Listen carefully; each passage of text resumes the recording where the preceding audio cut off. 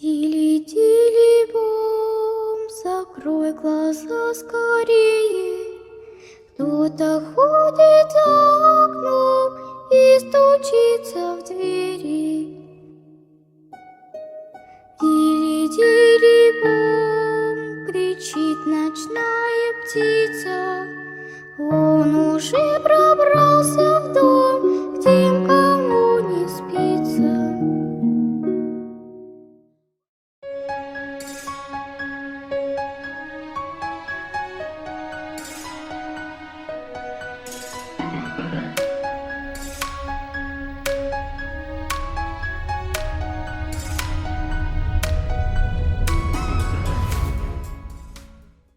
Meus irmãos, meus amigos, que a paz de Jesus Cristo esteja conosco. Que as bênçãos de Deus, que elas possam nos alcançar a todos, em qualquer lugar que nos encontremos.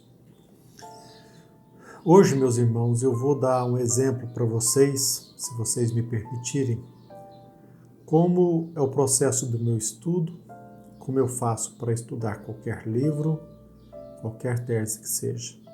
É claro que aqui eu não tenho o propósito de ensiná-lo, mas mostrar para vocês como, às vezes, uma simples frase, uma simples palavra, ela pode nos ajudar na leitura de um texto.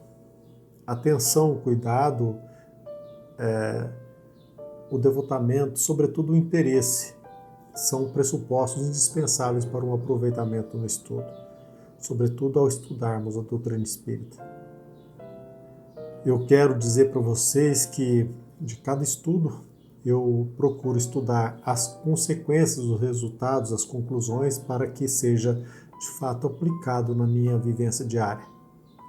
De minha parte, tenho convicção plena que aquele que estudar, que meditar cada frase, e eu digo mais, até mesmo aquele que estudar e refletir sobre cada palavra, ele irá, sem dúvida alguma, se enriquecer bastante. Pergunto para vocês, você, como cristão, como espírita, você já estudou o livro Libertação, psicografado por Francisco Cândido Xavier? Se você já estudou este livro, eu disse estudou, eu não disse leu. Mas se você já o estudou, certamente, até mesmo você não se recordará da frase que eu vou mencionar aqui, que está prevista no capítulo 14, intitulado Singular Episódio.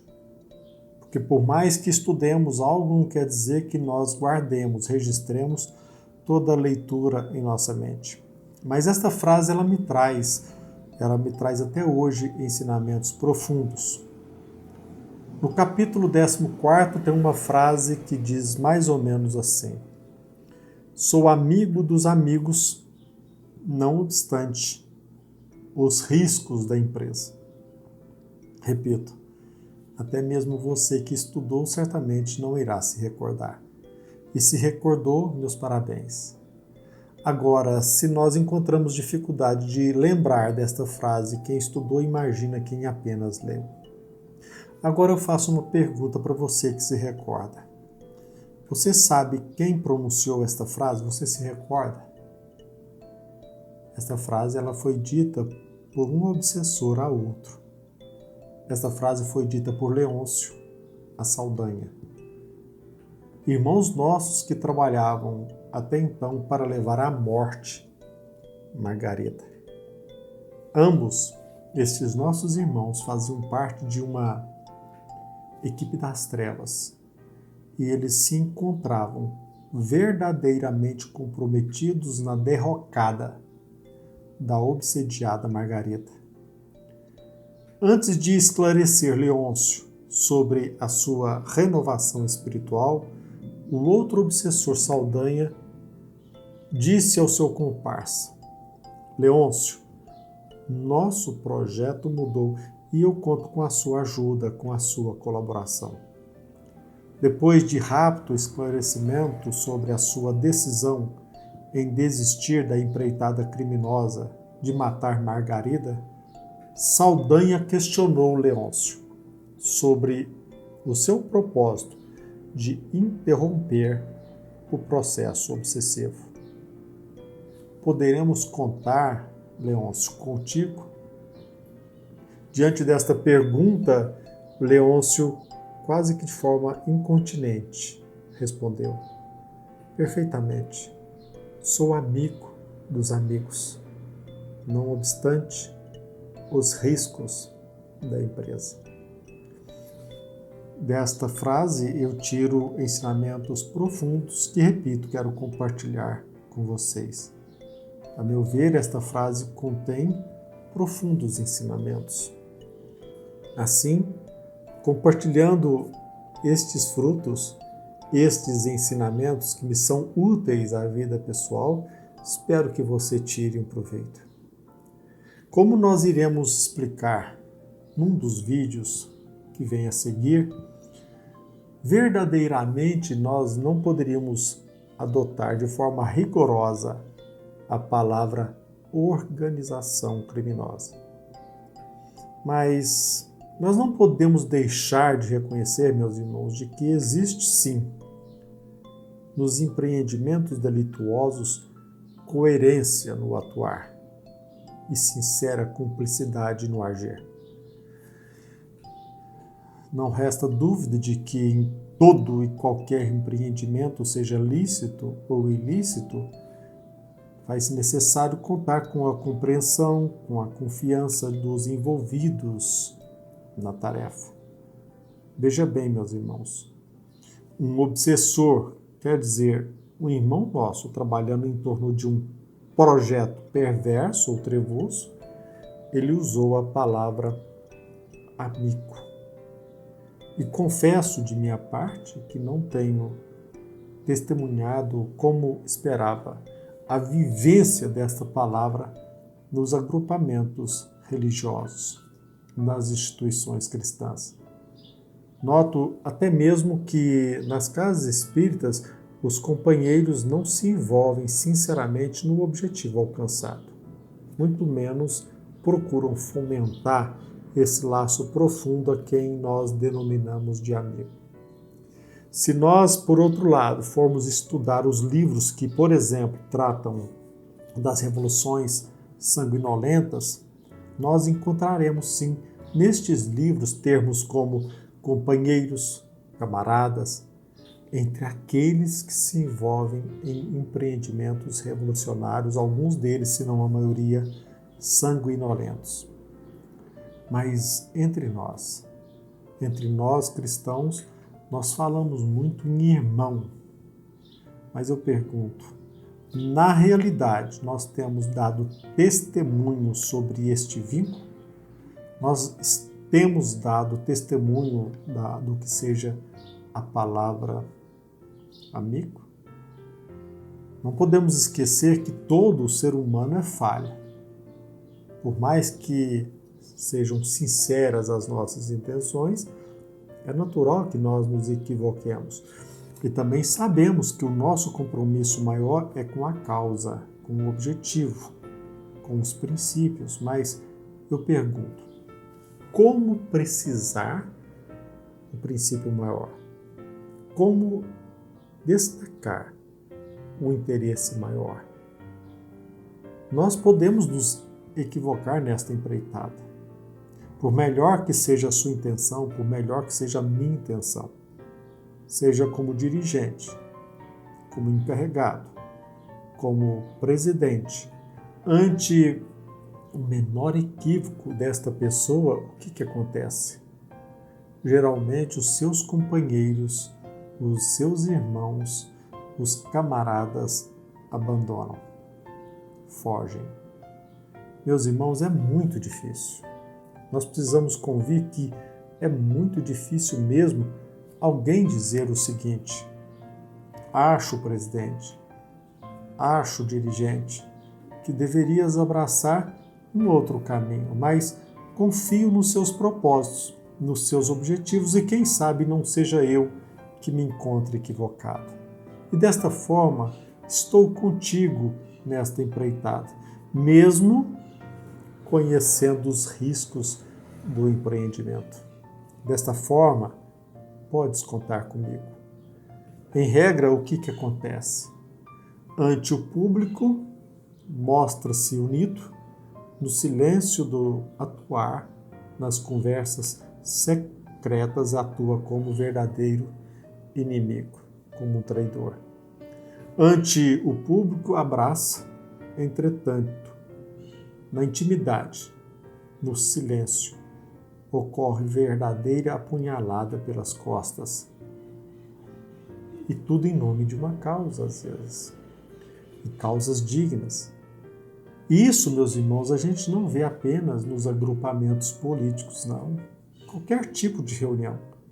Em geral, onde um indivíduo se reúna com outro, nós temos notado tristemente a divisão, a discórdia, a desunião, sempre com plausíveis justificativas. E Jesus Cristo, o que ele nos diz? Você se lembra do que Jesus Cristo disse no capítulo 12 do Evangelho de Mateus? Todo reino dividido contra si mesmo será devastado.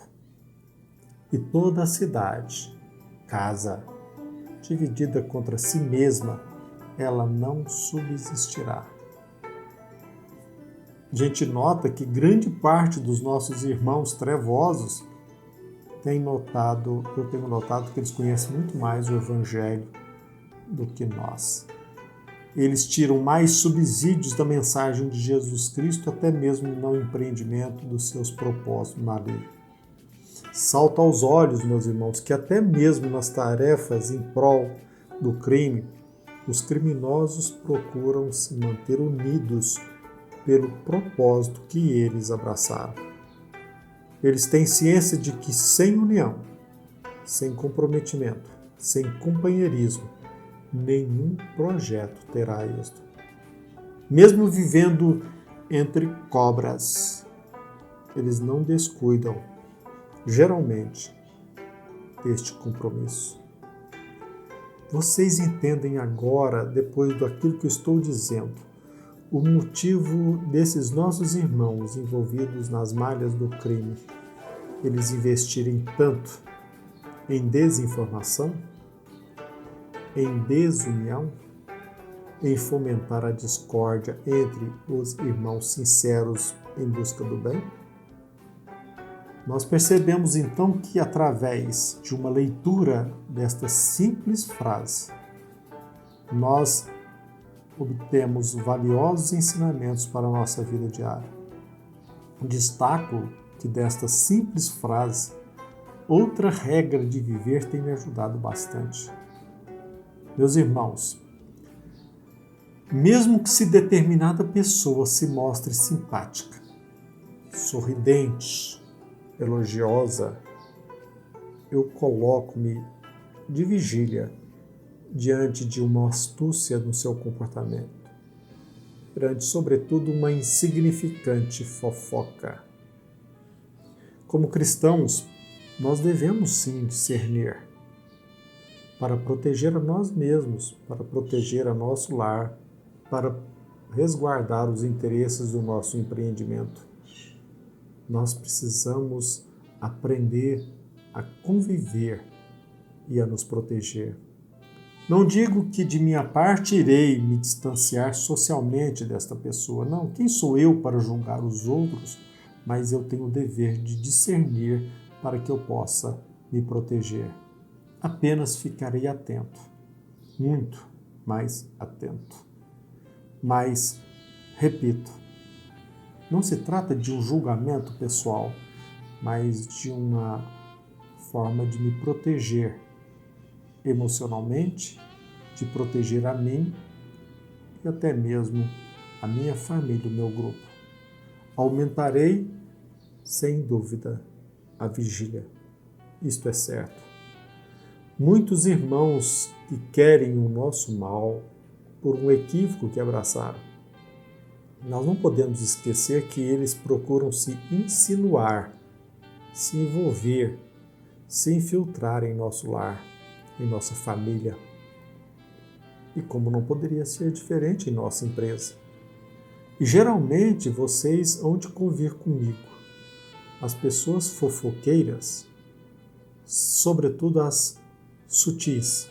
Elas são maliciosas, mas elas são muito envolventes, são simpáticas, elas chamam a atenção. Agora, mesmo que este irmão, mesmo que fulano, ele conte com a adesão da maioria do grupo familiar a que pertenço, ela seja bem aceita no convívio na casa espírita que eu participo, no ambiente do trabalho, mesmo diante de tanta aceitação, se noto que esta pessoa não é transparente, que age silenciosamente ao disseminar inverdades, fofocas, mentiras, divisão no grupo, afasto-me, procuro me afastar emocionalmente desta pessoa, procuro acender o sinal de alerta. Se devemos preservar a nossa intimidade perante aquelas pessoas que não conhecemos, imagina perante pessoas inescrupulosas. Ora, meus irmãos, numa simples leitura de uma frase, nós podemos chegar a muitos ensinamentos. É claro que a experiência é que vem solidificar um conhecimento. A vivência é você fazer uma análise da vida. Para finalizar, eu quero compartilhar com vocês um outro ensinamento que entendo útil, que deva ser útil a todos nós. Quando determinada pessoa ela é criticada, sobretudo quando ela é muito criticada, quando ela começa a encontrar rejeição, menosprezo, quando ela é publicamente crucificada, eu também começo a prestar atenção. Talvez esta pessoa criticada ela esteja incomodando alguma pessoa, algum grupo, algum interesse. Não descarto a hipótese de que talvez ela esteja comprometendo o trabalho de interesses criminosos de terceiros. E uma das formas de matar uma pessoa é destruir a sua imagem perante a opinião pública. Se, portanto, uma pessoa ela é criticada pelo mundo afora, se uma informação alcança a mídia inteira, eu geralmente me pergunto, será que se trata de informação ou desinformação? De que forma, meus irmãos, as pessoas são mortas? Não pense que você, que é apenas através de um acidente, por um tiro de uma arma de fogo, muito menos por uma facada. Não, existem outras formas de matar as pessoas, sobretudo aquelas que nos incomodam. Geralmente elas desaparecem pelo menosprezo da opinião pública. Opinião pública que foi criminosamente adestrada, manipulada. Pense nisso que eu estou falando. Amigo, sou amigo dos amigos.